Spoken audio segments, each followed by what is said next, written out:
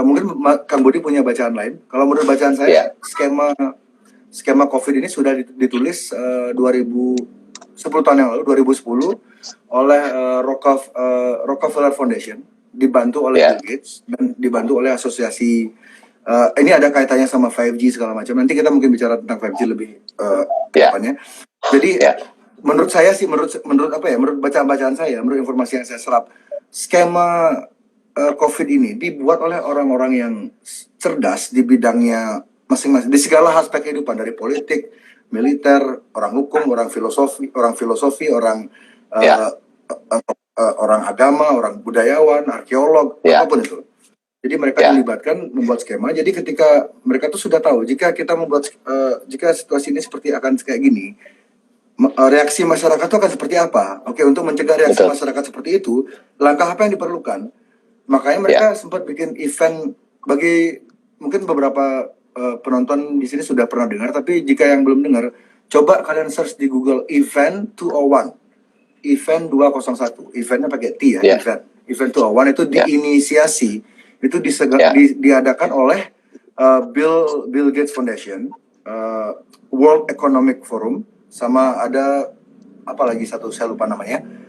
Mereka menginisiasi simulasi, ini sebuah simulasi kayak gladi resik gitu loh. Simulasi jika dunia ini dilanda virus, dan mereka lakukan itu 3 minggu sebelum status pandemi diumumkan oleh PBB. Ya, betul. Ya. Jadi mungkin ini terlalu banyak pertanyaan di kepala saya. Kira-kira menurut Kang Budi, langsung saja, mungkin nggak mereka tuh sudah mengukur reaksi masyarakat? Mungkin nggak orang-orang ini mereka sudah membuat skema yang sedemikian sempurna, sedemikian detail, sedemikian telitinya, sehingga mereka mengukur semua kemungkinan itu mereka sudah ukur, mereka sudah perkirakan. Jadi mereka sudah punya plan B-nya, mereka sudah punya plan D, plan Z mungkin. Mereka sudah punya semua itu. Kira-kira pandangan Kang Budi bagaimana? Ini Bli, kalau kata bahasa gayanya, bahasa ilmu intelijen katanya, ada teori konsepnya clandestine itu. Keberhasilan itu pada saat orang-orang tidak percaya. Ya, jadi pada saat seorang akademisi ngomong, nggak mungkin, itu berarti berhasil. Jadi maka dari itu saya bilang juga jangan dari satu source untuk teman-teman akademisi juga ya, siapapun. Kita memang harus membuka peluang dari manapun dan berbagai kemungkinan, sehingga kita bisa memilih untuk di tengah. Di tengah itu murni untuk membantu bangsa. Tanpa ada beban apapun, tanpa kita merasa jadi beda sendiri, tanpa kita merasa jadi penjahat gitu. Tapi kita murni di tengah untuk memperjuangkan bangsa agar harga dirinya itu ada. Kita belum pernah dengar berita corona di Uganda, di mana ya, mungkin tetangga-tetangga lain, Jamaika misalnya, nggak ada tuh. Artinya mungkin saja ada, tapi tidak ada blow up, tidak ada apa gitu. Dan Indonesia menurut saya salah satu yang agak sulit kalau orang itu terkena virus ini, kalau benar-benar murni ada. Karena herbal itu kan salah satu yang bisa melawannya. Dan masakan apa yang di Indonesia yang nggak pakai herbal? Semua orang sudah punya imunnya sendiri sebetulnya.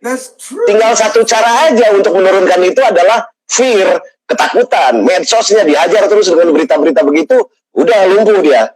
Ngurung diri dia di rumah. Takut gitu kemana-mana dan lain-lain. Mungkin itu salah satu cara. Makanya Indonesia mengaku bahwa di Indonesia ada penderita corona itu kan juga karena dipaksa Amerika itu. Tuh Indonesia tuh, masa itu? Maaf saya koreksi, yang memaksa bukan Amerika kan? Oh bukan, siapa itu ya? Yang memaksa Indonesia mengeluarkan status pandemi itu WHO. Siapa itu? Oh WHO. Ya WHO. Ya perdananya, ya donaturnya WHO lah. Ya. Siapa donaturnya? Ya, WHO? Tapi dia KTP-nya Amerika, Bli. KTP-nya dia Amerika tuh.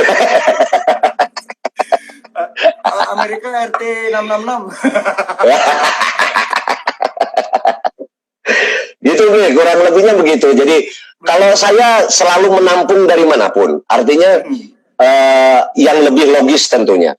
Tapi tolong berikan kesempatan para pemikir lain yang lebih logis, lebih relevan untuk dibicarakan dalam tatanan keindonesiaan aja dulu deh. Indonesia mau gimana nih? Mau ikut gitu loh ke dalam sebuah konspirasi besar global atau enggak? Kalau mau ikut nggak apa-apa, asal udah siap gitu, Betul gitu sekali. kan? Pada saat terjadi konflik kayak begini, itu tidak siap. Menurut saya belum lah ya. Tapi begini nih, ada yang keduanya tadi. Yang pertama adalah kalau ada orang yang merasa tidak percaya itu berhasil. Yang keduanya, menurut saya virus ini memang sudah direncanakan lama ya. Tapi virus ini hanya sebuah materi aja, Bli. Materi yang diberikan, tapi keinginan mereka itu dari virus ini terjadi ada dua kubu yang akan terbelah. Antara pro dan kontra. Pada saat pro dan kontra ini sibuk mendiskusikan kebodohannya, maka mereka akan menjalankan apa tadi kata Beli 5G-nya atau agenda-agenda lain atau teori sandwich mereka bilang. Pada saat sandwich ini yang dibahas pasti rotinya enak banget. Nggak tahu dia telurnya itu telur busuk di dalamnya. Nah, jadi hidden agenda itu pasti tidak akan pernah kelihatan. Mereka jauh lebih pintar lah saya pikir. Nggak mungkin kayak kita terbuka begini enggak lah gitu. Kurang lebih gitu Beli mungkin. Oke, itu kenapa ya? Saya tumben loh ketemu bicara langsung sama orang yang saya rasa saya perlu ajak bicara lebih lama lagi. Ini saya soalnya kan anak kesayangannya Kang Budi kan si Adam itu. Adam. Tapi itu Adam itu ya kita sedikit ngomong sedikit di luar konteks ya. Iya. Adam sering cerita ke saya kan tentang Kang Budi. Iya. Iya, dan dia kan Kang Budi tahu lah dia tuh bukan tipe-tipe segala macam. Dia selalu, dan makin saya ingat terus Kang Budi itu saya pelajari backgroundnya. Kayaknya saya harus bicara sama Kang Budi. Saya harus berguru sama Budi. Wah, Enggak. Aduh. Tadi yang menarik itu tadi tentang kita harus ada di tengah-tengah untuk bisa, jadi gini ya, ketika orang sibuk memperdebatkan kebodohannya itu, sesuatu yang lebih besar sedang terjadi, begitu mungkin ya? Sedang berjalan. Iya, sedang berjalan. Iya. Jadi bisa dibilang kita ini memang sengaja kita nih, ketika saya bilang kita itu maksud saya itu seluruh dunia, bukan cuma Indonesia aja. Iya. Apakah kita ini memang sengaja dilengahkan dengan pro kontra tentang virus ini sehingga kita lupa melihat gambar agenda yang lebih besar lagi atau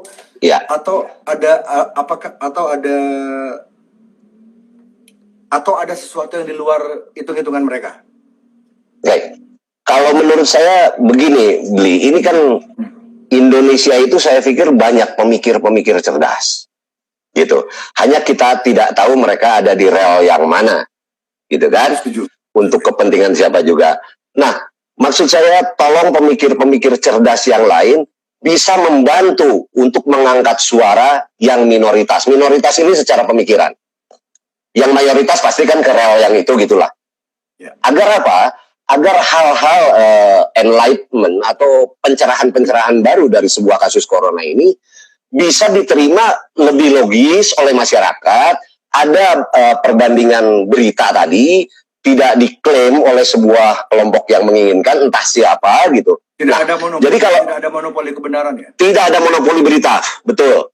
Nah, kalau memang ternyata pemilik media dan lain-lain juga mereka, kenapa kita tidak mampu untuk membuat sendiri gitu?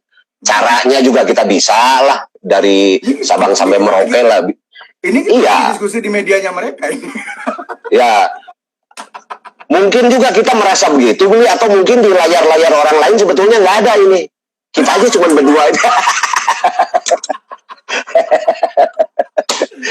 Coba suruh cek teman-teman yang lain ada atau enggak nih. Itu saya sering pikirkan di kepala saya. Contoh kecil ya. Tadi ada yang nanya ke saya kan. Menurut Bijering bumi ini bulat apa datar? Terus saya jawab, kita nggak hidup di bumi bro. Kita semuanya sudah nggak ada di sini. Ini semua hanya ilusi apa konsep. Ini semua cuma ilusi. Gila itu. Oke, menariknya. Oke, terus yang jadi saya ini nggak bikin catatan Kang Ya, saya kan paham backgroundnya Kang Budi itu seorang ya, akademisi juga seorang jalanan juga rock and roll apa ya jadi kalau apa ya, otak kiri sama otak apa namanya istilah medis ini istilah ilmiahnya meta sama motorik, alfa, theta, beta gitu. ya jadi untuk mencari orang yang balance antara theta sama betanya itu agak susah. Jadi semakin saya lama bicara sama Kang Budi, oke. Saya apa namanya tambah yakin jika Kang Budi ini punya keseimbangan. Orang yang punya gini loh Kang, ketika kita tiba di era seperti ini, ketika ada perang opini, bukan perang opini sih, ketika ada dominasi opini yang kuat terus melawan opini minoritas yang lemah, tidak didukung oleh instrumen sosial media media mainstream, melawan sebuah gelombang media yang sangat kuat. Ini orang-orang yang punya pemikiran seperti orang-orang punya keseimbangan pola pikir frekuensi theta beta itu sangat diperlukan karena balik seperti yang Kang Budi bilang awal tadi. Ketika kita di tengah-tengah, ketika kita tidak didoktrin, ketika kita hanya disuguhkan ini loh kayak gini, ini loh kayak gini. Silakan Anda bikin keputusan sendiri. Please make your own decision based on didasari oleh hal-hal yang kami sajikan 100% tidak ada fabrikasi, tidak ada modifikasi. Ini A, ini B ya kayak gini. Jadi kamu silakan observasi sendiri, silakan studi sendiri, kamu bikin keputusanmu sendiri. Tidak ada yang mendikte kamu. Orang-orang yang punya kemampuan untuk melakukan tindakan-tindakan seperti itu tuh adalah orang-orang yang pola pikirnya tuh balance, menurut saya sih, menurut beberapa bacaan saya. Dan orang-orang seperti Kang Budi ini sebenarnya banyak di Indonesia. Banyak. Gitu. Banyak. Tapi ya maaf ya, media Indonesia ini lebih suka di Indonesia ya, mereka lebih suka dengan kemasan. Kemasan. Apa ya? Kalau saya nggak punya masalah sama orang yang sopan, saya nggak punya masalah sama orang yang bertutur kata halus, nggak ada masalah. Saya senang sama orang seperti itu. Tapi ketika itu dijadikan alat untuk menutupi agenda yang jahat, itu kan menjadi sesuatu yang perlu dipikirkan lagi. Ini orang kenapa? Jadi maksud saya gini, ketika Anda melihat seorang tokoh di TV atau di sosial media, dia tuh punya punya reputasi yang nyaris sempurna. Udah rupawan, pintar, tanda kutip berani. Tanda kutip kritis yang terukur segala macam. Itu masyarakat pasti akan lebih condong untuk percaya sama sosok-sosok seperti itu. Sementara seperti Kang Budi tidak pernah kenapa kan orang-orang kayak Kang Budi ini, padahal saya yakin saya yakin banget untuk ukuran di kalangan selebriti ya, maaf ya saya bilang selebriti. Soalnya Kang Budi ini suka atau nggak suka, Kang Budi ini banyak dikenal. Kang Budi ini dikenal oleh di kalangan selebriti. Kang Budi ini sebenarnya punya reputasi yang kuat. Ya, dan itu fakta. Di kalangan selebriti, di kalangan centang biru, Kang Budi ini punya reputasi yang kuat. Itu kenapa banyak saya pengen sebut nama sih, tapi mungkin bukan saat ini. Kan banyak banget tuh seniman, politisi, apalah yang sebelum mereka membuat keputusan besar itu mereka selalu